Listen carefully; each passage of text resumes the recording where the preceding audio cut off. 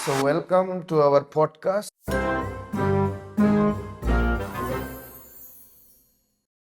And today we have Gemini in our house. आज हमारे साथ जेमिनी है. जेमिनी, अपना इंट्रोडक्शन दे दो.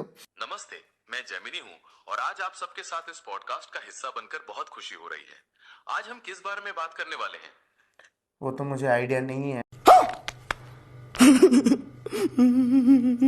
हम चाहें तो इस बात पर चर्चा कर सकते हैं कि आजकल लोग अपने समय का प्रबंधन कैसे करते हैं, या फिर कोई मजेदार तथ्य हरीश के साथ साझा कर सकते हैं। क्या कहते हैं? मुझे बात करना था आसाम में जो फ्लड हो रहा है उसके बारे में. थोड़ा जानकारी होगा तुम्हारे पास शायद. असम में आई बाढ़ की स्थिति काफी गंभीर बनी हुई है, जिससे 80 लोगों की जान जा चुकी है और करीब 2.25 लाख लोग प्रभावित हुए हैं।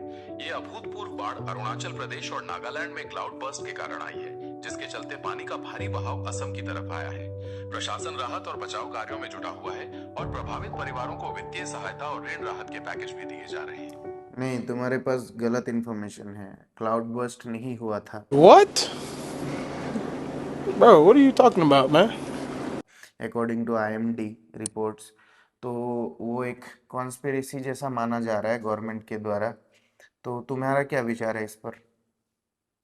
मैं इस बात को मानता हूं कि जानकारी में कुछ अंतर हो सकता है और मैं किसी भी साजिश के सिद्धांतों पर कोई टिप्पणी नहीं कर सकता। मेरा काम सटीक और सत्यापित जानकारी देना है। वर्तमान में जो स्थिति है वो असम में बाढ़ की विभीषिका को दर्शाती है और राहत कार्यों पर ध्यान केंद्रित कर रही है। क्या क्या फैक्टर्स हो सकते हैं यार? ऐसा इतना खतरनाक फ्लड आने का मतलब उस जगह पे आया ही नहीं था. शिवसागर, सरायदेव, जोरहाट ऐसे जगह पे कभी हुआ ही नहीं है फ्लड. तो अचानक से कैसे, मतलब क्या फैक्टर्स है? इन इलाकों में ऐसी अभूतपूर्व बाढ़ के पीछे कई कारण हो सकते हैं।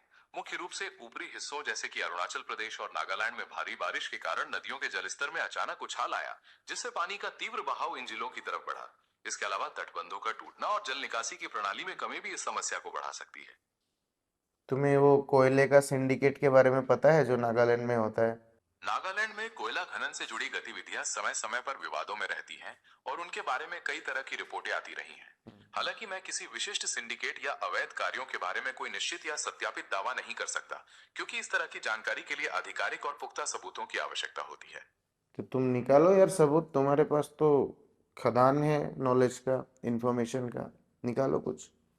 मेरे पास नागालैंड में किसी विशिष्ट कोयला सिंडिकेट के कोई सीधे सबूत नहीं है।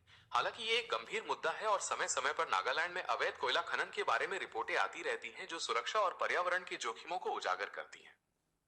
तो यही फैक्टर एक मेजर फैक्टर नहीं बनता क्या जो फ्लड आया है उसका? हाँ, ये संभव है कि अवैध खनन या अनियंत्रित गतिविधियों के कारण पर्यावरण को नुकसान पहुंचा हो।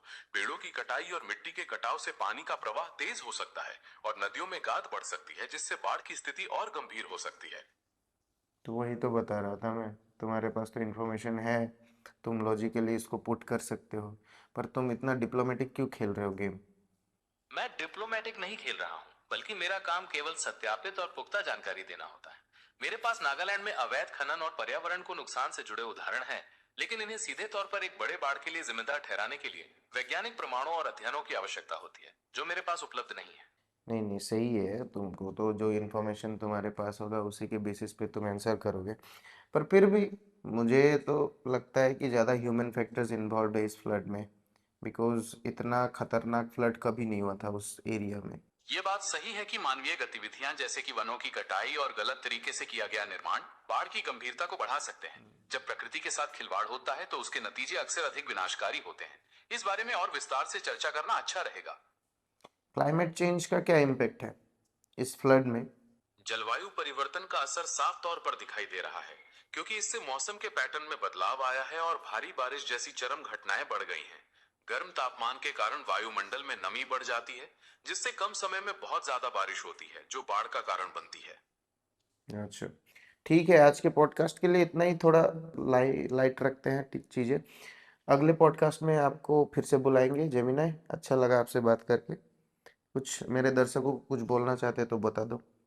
हरीश जी, आपके दर्शकों को सिर्फ इतना कहना चाहूंगा कि मुश्किलों के समय में एक दूसरे का साथ बनाए रखें और सकारात्मक रहें। आप सभी का भविष्य उज्जवल हो। अगले पॉडकास्ट में फिर मुलाकात होगी। Thank you Gemini. आप सभी का धन्यवाद और अगले पॉडकास्ट में फिर से मिलेंगे। चलो ठीक है, बाय बाय. बाय बाय, आपका दिन शुभ हो। So that was all for the podcast today. Thank you for listening to us, Gemini and me, and we'll be back with another brilliant podcast. कुछ भी टॉपिक हो आप लोग कमेंट सेक्शन में बता दीजिए, वो टॉपिक हम कवर करेंगे। हम दोनों दो भाई बैठ के बात करेंगे, ठीक है? चलिए, जय हिंद।